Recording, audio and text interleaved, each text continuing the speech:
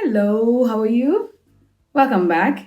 I'd like to say thank you. Yes, I think. I'd like to say thank you for all those who actually went to my site, to my channel. Well, this is my channel. And I am really very surprised at the response that I got. I am so appreciative. Thank you so much.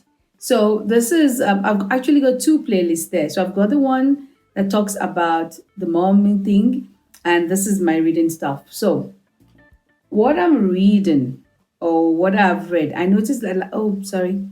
So this is coffee with Temmi. I was told that my coffee cup was too big, so I hope this meets the requirements. This is a smaller cup of coffee, and I'll try not to put it over my face. I'll put it aside here. I don't know how I'm going to drink it though, if it's beside me. Anyway, let's get into the books. So last week I was reading and Cleeve, and it was the wildfire. But before I go into what, because I finished that, I've actually started another book. But before I go into that, there were two books that I showed the covers, but I didn't really talk about them. And later I was thinking, oh no, this are not the kind of books I should just glance over. So one is by Nigerian author Lola Shoneyin, The Many Wives of Baba Segi. If you've not read it, and actually now I think I'm going to read it all over again. If you've not read it, you have to read that book. The Many Wives of Baba Segi. It's a story about this man, Baba Segi, who is uneducated but is affluent. And I don't want to tell. I've been trying to say, how am I going to tell this? How am I going to do this without actually telling what the story is about? So, it's got three wives. Okay, he's already got three wives at home. Not educated, is very hardworking. He lives in this compound with not just the three wives and the seven children. So it's a polygamous family. Okay, and the wives' characters, what it is like to live in a polygamous family, the not just the relationship between the wives and Baba Segi himself, between the amongst the wives themselves, amongst the how the wives relate to other wives' children. And how do I not give this away? Anyway, so the main thing here is Baba Segi decides to marry this educated on the not undergraduate, she just graduated young female, young attractive girl. Not only did Baba Segi set his mind to marry her, she says yes. She says yes. And that was something that I thought, why would a young girl want to marry, not just, and I'm sorry if I sound snobbish here, but not just to marry an uneducated man, but to marry one who already has three wives and seven, I kid you not, and seven children in the house. And that's secret. Oh my word. You have to read this book. If you have not read it, I actually got a friend bought it for me. If you have not read it, it's on Amazon. You need to order this book. You need to read it. It is worth the read. It is worth the read. And another one that I also showed the cover, but I didn't talk about, is Gabrielle Union's We Got to Need More Wine. Oh my word, I actually wish that I drink, at least I should have some. So I had my coffee, I had my trusted coffee when I was reading this book. And it's a collection of stories that she'd written. And it shows you a human side. I don't know her. I mean, I know her as a movie star. I know her. Really, that's it. And whatever it is you read, you read online, but that doesn't really tell you about someone.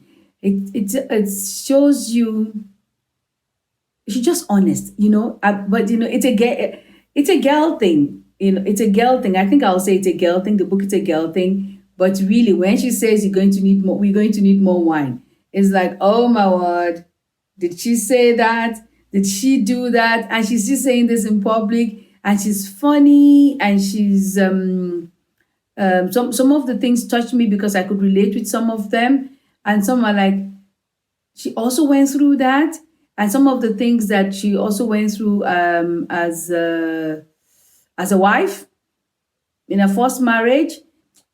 Ladies, you've got to read this book. You've got to read this book. And whatever your poison is, mine is coffee, you need more. You're going to need more wine. Okay, you're going to need more wine or more coffee to read it. You need to have time for yourself. It's a me time kind of book. It's not sitting at the doctor's office. You really need to want to sit down, you want to relax, and you want to read this book. It is worth the read also.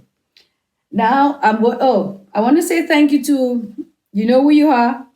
This sitting at home. I think I need to talk about this, but not in this place, but just this sitting at home. We've all become bakers, hey? We've all we anyway, thank you to my friend who made this for me. This is all that is left from what we got. This is all that is left. So I want to talk about just a short thing because obviously I can't give the book away. I can't give the story away. And Cleeve, the wildfire. I'm not sure how this woman does it. This setting of our books are boring if you really take it apart. And unless you love that part of the world, you're going to be like, what's this? It's dull. It's almost like what is called a one horse town. So it's got one school, and it's got the doctors, and it's got that kind of place. So it's not a big place.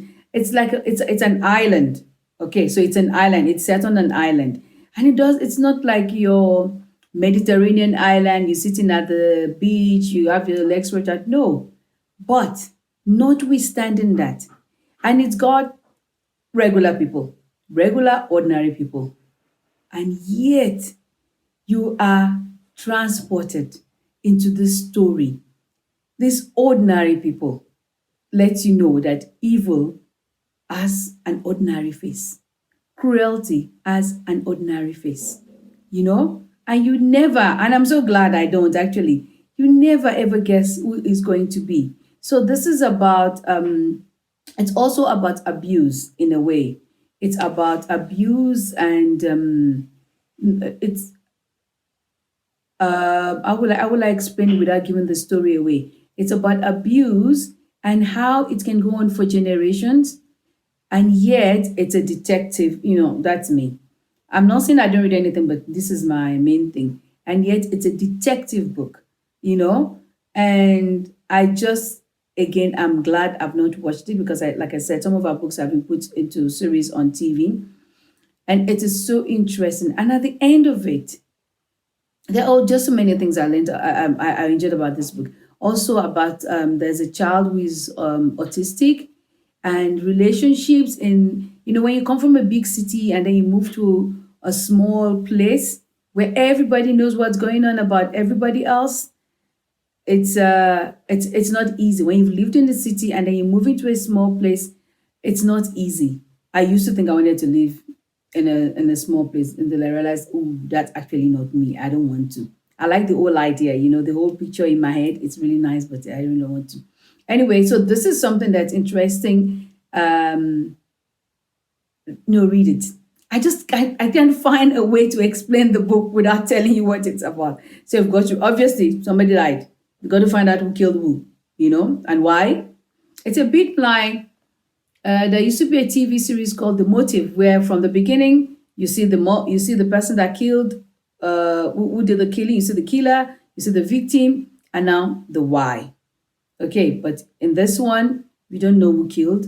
We know who the victim is, and then the why. Oh my word, very very interesting. And now I've already started. I was going to wait to finish that before I did this, but I thought no, I'll do it now.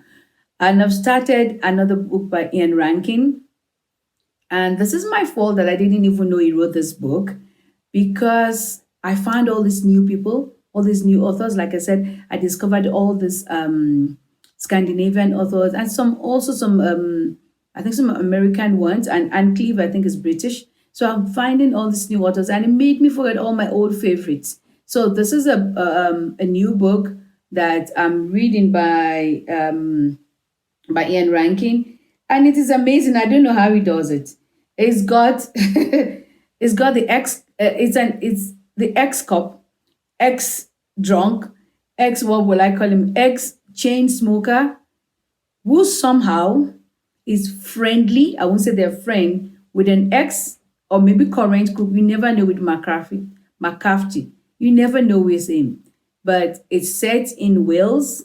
It's set in Wales. And yeah, sometimes it's old cases, sometimes it's new cases. But with John Rebus, you never know whether it's new or it's old.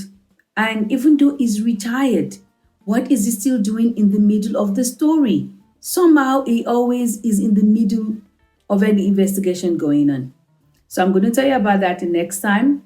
No, actually, I have two books I have to finish this week because they're already due. The next one is Anne Cleeves, The Long Call. Yes, and I think I have just a few more days to do it, but I read fast. I just could not leave this Ian Rankin when I found it. So I'm going to read those two, and next time I'm going to talk about them and any more that I probably have read before I do the next video.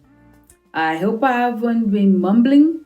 I hope you enjoy listening to me and the books.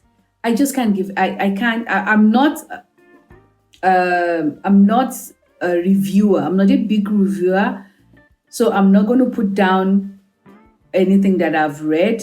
I'm not looking at all the stuff that reviewers do. I don't do. I'm just going to say this is what I liked about this book. This is what I'm reading, and I hope you go and get the book if it's your kind of book, and you also read it. Until next time, I'll see you. Ooh, I miss taking it. I really wanted my coffee.